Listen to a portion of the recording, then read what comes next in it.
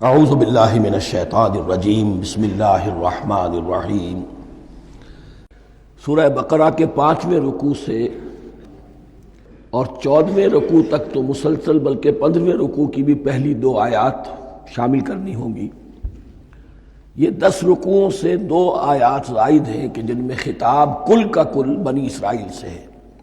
البتہ اس میں یہ فرق ہے کہ پہلا رکوع جو ہے وہ ان کو دعوت پر مشتمل ہے، نبی اکرم صلی اللہ علیہ وسلم پر ایمان لانے کی پرزور دعوت۔ بقیہ یہ 9 رکوع جو ہیں یہ ان پر فرد قرارداد جرم ہے جو عائد کی جا رہی ہے۔ ہم نے تمہارے ساتھ یہ احسان و اکرام کیا، تم پر یہ فضل کیا، یہ کرم کیا، تمہیں یہ حیثیت دی، تمہیں یہ مقام دیا، تم نے اس طور سے اپنے اس مشن کی خلاف ورزی کی، اپنے مقام اور مرتبے کو چھوڑ کر اور دنیا پرستی اختیار کی۔ یہ جو 9 رکوع ہیں ان میں بنی اسرائیل کی تاریخ کا تو یوں سمجھیے کہ ایک بہت بڑا حصہ اور نمایاں اس کے فیچرز آئیں گے، لیکن یہ سمجھ لیجئے کہ اصل میں یہ امت مسلمہ کو بھی ایک پیشگی تنبیہ ہے کہ کوئی مسلمان امت جب بگڑتی ہے تو یہ چیزیں اس میں آ جاتی ہیں۔ چنانچہ احادیث موجود ہیں حضور کی، لَيَأْتِيَنَّ عَلَىٰ أُمَّتِي مَا أَتَىٰ عَلَىٰ بَنِي إِسْرَائِيلَ حَزْوَ النَّعْلِ بِالنَّعْلِ۔ میری امت پر بھی وہ سب حالات وارد ہوں گے جو بنی اسرائیل پر آئے، بالکل ایسے جیسے ایک جوتی دوسری جوتی سے مشابہ ہوتی ہے۔ ایک اور حدیث میں فرمایا لَتَتَّبِعُنَّ سُنَنَ مَن قَبْلِكُمْ، تم لازماً اپنے سے پہلوں کی پیروی کرو گے۔ اور اس میں اس حد تک بھی آپ نے وضاحت کر دی کہ اگر وہ سابق امت مسلمہ، سابق امت اگر وہ گوہ کے بل میں گھسی تھی، تم بھی گھسو گے، اور اگر ان میں کوئی بدبخت ایسا اٹھا جس نے اپنی ماں سے زنا کیا تو تم میں سے بھی کوئی شقی ایسا ضرور اٹھے گا جو یہ حرکت کرے گا۔ اس اعتبار سے ان رکوعوں کو پڑھتے ہوئے یہ نہ سمجھیے یہ اگلوں کی داستان ہے، پچھلوں کی کہانیاں ہیں، نہیں۔ خوش طرح باشد کے سر دل براں، گفت آیت در حدیث دیگراں، یہ ہمارے لیے ایک آئینہ ہے اور ہمیں ہر مرحلے پر سوچنا ہوگا، دروبینی کرنی ہوگی، انٹروسپیکشن، کہ کہیں اسی گمراہی میں ہم مبتلا تو نہیں، دیکھتے جائیے گا۔ دوسرا نقطہ پہلے سے یہ سمجھ لیجئے، یہ جو 2 آیتیں میں نے 6 رکوع کی تلاوت کی ہیں، بعین ہی یہی 2 آیتیں 15ویں رکوع میں آئیں گی، اور اس کو یوں سمجھیے کہ یہ 2 بریکٹس ہیں۔ 9 رکوعوں کا مضمون ان 2 بریکٹس کے درمیان ہے۔ یہ 2 آیتیں یہاں سے بریکٹ شروع ہو رہی ہیں، وہ 2 آیتیں ان پر بریکٹ ختم ہو رہی ہیں، بعین ہی وہی آیات۔ ایک آیت میں تو شوشے کا بھی فرق نہیں، دوسری آیت میں صرف ترتیب بدلی ہے، مضمون وہی ہے۔ اس کے مابین جو کچھ ہے، اس سے باہر یہ جو 5واں رکوع تھا، اس کے مضامین گویا کہ ضرب کھا رہے ہیں بریکٹ کے اندر کے سارے مضامین سے۔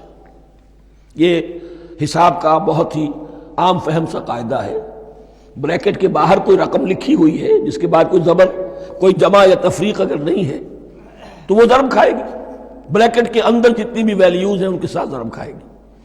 تو گویا کہ ہر قدم پر حضور پر دعوت، ایمان لانے کی دعوت اس پورے معاملے میں موجود ہے، اس لیے کہ اس میں بعض آیتیں ایسی آ گئی ہیں، ایک زیادہ نمایاں ایک کم نمایاں، جن سے کچھ لوگوں کو مغالطہ ہوا یا کچھ لوگوں نے فتنہ پیدا کیا جان بوجھ کر۔ یہ فتنہ ایک بار پیدا ہوا تھا اکبر کے زمانے میں، دین الہی کی شکل میں، کہ صرف خدا کو مان لینا، آخرت کو مان لینا اور نیک اعمال کرنا نجات کے لیے کافی ہے، کسی رسول پر ایمان لانا ضروری نہیں ہے۔ یہ صوفیاء میں بھی یہ فتنہ بہت بڑے پیمانے پر آیا۔ مسجد مندر ہکڑو نور، مسجد میں اور مندر میں ایک ہی نور ہے، سب مذاہب ایک ہی ہے، سارا فرق جو ہے شریعتوں کا ہے، عبادت کے ظاہری شکل کا ہے، وہ ہے رسولوں سے متعلق۔ رسولوں کو بیچ میں سے نکال دیجئے تو یہ دین الہی رہ جائے گا، اللہ کا دین۔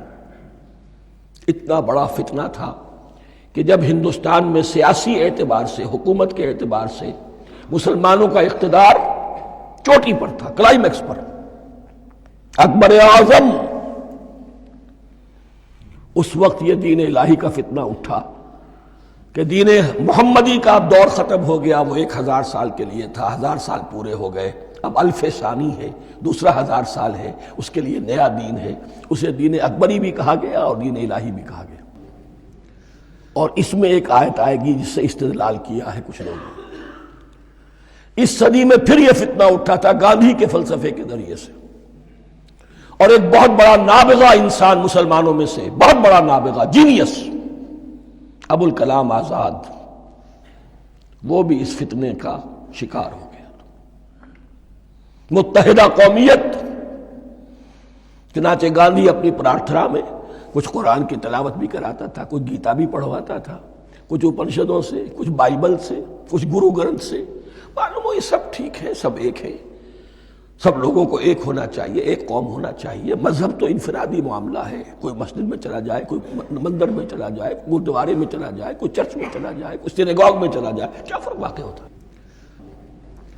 اس کا توڑ یہی ہے کہ سمجھ لیجئے یہ جو 7 آیتیں ہیں 5ویں رکوع کی، یہ ہے بریکٹ کے باہر، اور یہ ضرب کھا رہی ہے مسلسل۔ اس بریکٹوں کے درمیان جتنی بھی مضمون آ رہا ہے وہ سب ان کے تابع ہوگا، گویا کہ جہاں تک حضور پر ایمان لانے کا معاملہ ہے وہ انڈرسٹوڈ سمجھا جائے گا، مقدر سمجھا جائے گا ہر مرحلے پر ان 2 بریکٹوں کے مابین۔ اب چلیے بسم اللہ۔ یا بنی اسرائیل اذکروا نعمتی التی انعمت علیکم وانی فضلتکم علی العالمین، اے اسرائیل کی اولاد، یاد کرو میرے اس انعام کو جو تم پر ہوا، اس کی وضاحت میں کر چکا ہوں، لیکن یہاں جو الفاظ آ رہے ہیں بہت زوردار، وانی فضلتکم علی العالمین، میں نے تمہیں فضیلت عطا کی تمام جہانوں پر۔ یہاں ایک قاعدہ نوٹ کر لیجئے، عربی نحو کا قاعدہ یہ ہے کہ کہیں ظرف جس میں کوئی شے ہے، ظرف کی جمع لے لیتے ہیں، مراد ہوتا ہے مظروف، ظرف کے اندر جو شے ہے اس کی جمع۔ تمام جہانوں پر فضیلت، کیا فرشتوں پر بھی فضیلت؟ نہیں، جہان والوں پر، تمام اقوام عالم پر تمہیں فضیلت عطا کی، یہ مطلب ہے اس کا۔ تمام عالموں پر، تمام جہانوں پر، یعنی تمام جہان والوں پر، اس انسان عالم انسانیت کے اندر جتنے بھی مختلف گروہ ہیں، نسلیں ہیں، طبقات ہیں، ان میں فضیلت۔ وَاتَّقُوا يَوْمًا لَا تَجْزِي نَفْسٌ عَن نَفْسٍ شَيْئًا، میں عرض کر چکا ہوں، اب تیسری مرتبہ پھر عرض کر رہا ہوں، اصل شیخ آخرت، محاسبہ آخرت، یہ مستحضر ہوگا تو انسان سیدھا رہے گا۔ اس میں کمزوری آ جائے، ضعف آ جائے تو باقی ایمان باللہ، ایمان بالرسالت، یہ نہ معلوم کیا کیا شکلیں اختیار کر لیں۔ دیکھیے اس آیت کے اندر 4 اعتبارات سے محاسبہ آخرت کا زور ہے۔ وَاتَّقُوا يَوْمًا، ڈرو اس دن سے، لا تجزی نفس عن نفس شیئا، جس دن کوئی جان کسی دوسرے کے کام نہ آ سکے گی،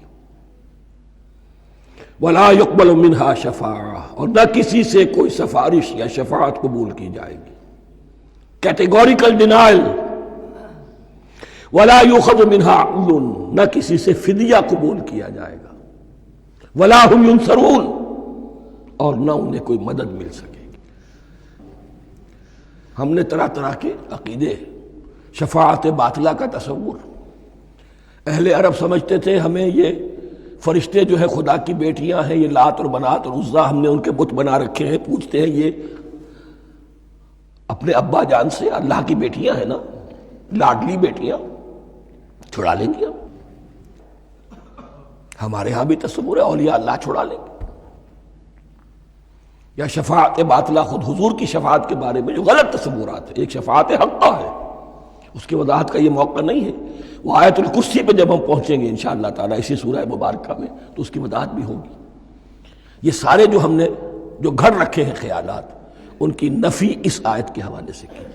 وَاتَّقُوا يَوْمًا لَا تَجْزِي نَفْسٌ عَن نَفْسٍ شَيْئًا، کوئی انسان دوسرے انسان کے کام نہیں آ سکتا، وَلَا يُقْبَلُ مِنْهَا شَفَاعَةٌ، کسی جان کی طرف سے کوئی سفارش قبول نہیں ہوگی، ولا یؤخذ منها عدل، نہ کوئی فدیہ قبول کیا جائے گا، ولا هم ینصرون، نہ انہیں کوئی مدد مل سکے گی۔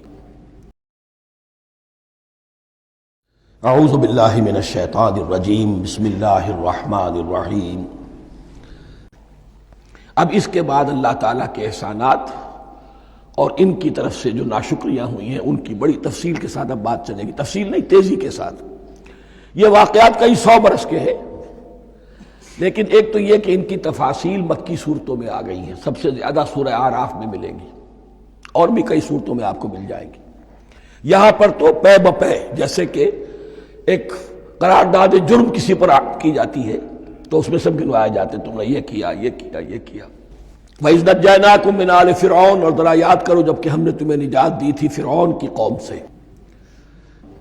یسومونکم سوء العذاب، وہ تمہیں بدترین عذاب میں مبتلا کیے ہوئے تھے۔ یذبحون ابناءکم ویستحیون نساءکم، تمہارے بیٹوں کو ذبح کر ڈالتے تھے اور تمہاری عورتوں کو زندہ رکھتے تھے۔ عورتیں تو پھر ان کے کام آتی تھی، گھر میں کام کاج کے لونیاں بنتی تھی، گھروں میں ڈال لیتے تھے، لیکن لڑکوں کو، اور یہ 2 موقع پر ہوا ہے بنی اسرائیل کے ساتھ، یہ بعد میں انشاءاللہ اس کی تفصیل آئے گی۔ وَفِي ذَلِكُمْ بَلَاءٌ مِّن رَبِّكُمْ عَظِيمٌ، اور یقیناً اس میں تمہارے رب کی طرف سے تمہارے لیے بڑی آزمائش تھی۔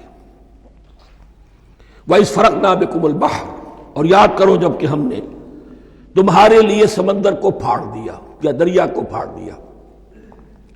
یہ ایک مختلف فی بات ہے کہ کس جگہ سے کراس کیا تھا بنی اسرائیل نے ایجپٹ سے سینائی پیننسولا آنے کے لیے، جزیرہ نما سینا میں۔ ایک رائے یہ کہ دریائے نیل کو کراس کر کے گئے ہیں، لیکن یہ بات غلط ہے، دریائے نیل تو مصر کے اندر ہے، وہ کبھی بھی مصر کی حد نہیں بنا۔